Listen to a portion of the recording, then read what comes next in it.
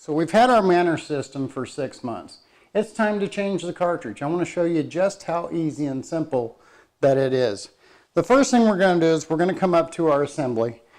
We're going to shut off the inlet and the outlet water, and we're going to open our bypass. We're going to ensure that we have a bucket nearby that we can place underneath of our system so that as we take it apart, you're going to lose a little water. We don't want to make a mess. So the next thing I'm going to do is I'm going to take a rag and put it in my hand, and there's a black button on the top of the head assembly to release pressure. So I'm going to push down on it. You're going to lose a little bit of water there, so you're going to want to make sure you have your rag over the top of it to catch it so you don't make a mess. So once the pressure's been released, then we're going to get our cartridge ready that we've received in our auto ship program from NuvoH, and we're going to open the box. We're going to remove the wrapper. Remember, this is important to ensure that all of that cellophane has been removed from the cartridge. We're going to remove the label. This is just emphasizing that we want to make sure that these holes are pointed in the upward fashion. So now that our new cartridge is ready, we're going to open our housing. Now for me, you notice I did this beforehand. Now I'm going to go back and I'm going to push that button again just to ensure that all the pressure has been bleeded off. In this case, we have no more pressure. We're going to take our wrench, put it on our sump housing, and we're going to loosen it.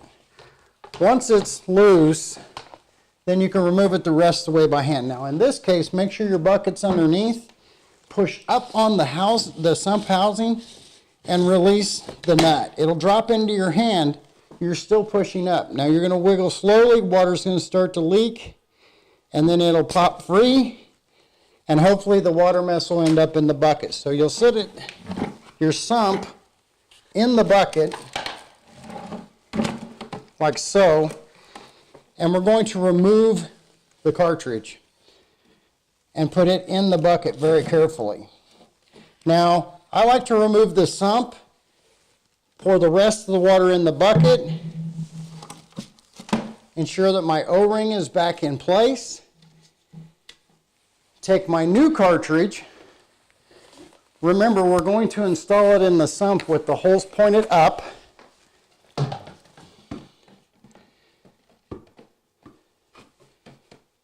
Like so. Slide the old one out of the way. Put our nut on the bottom. I'll bring it over. I'll line it up, pushing up with one hand, holding it in place. I'll start the lock ring. I'll get it to where it's tight by hand. Using my wrench, I'll give it a quarter turn. Your new cartridge is in place. The next thing you're going to want to do is shut the bypass off. Open the inlet side of to the cartridge housing. You're going to take your rag, put it over the black button again. We're going to relieve the air out of the system.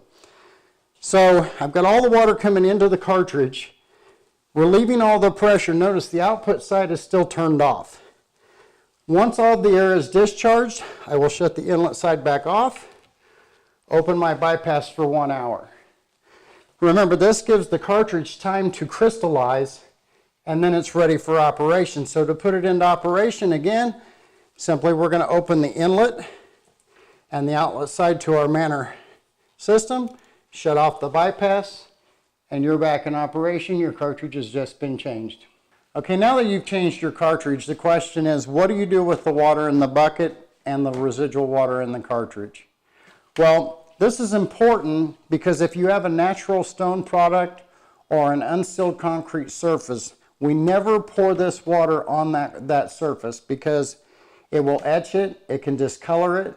So to dispose of the water in the bucket, you want to make sure you pour it in a grassy area because it's all natural, or pour it down a drain and flush it with a little bit of water.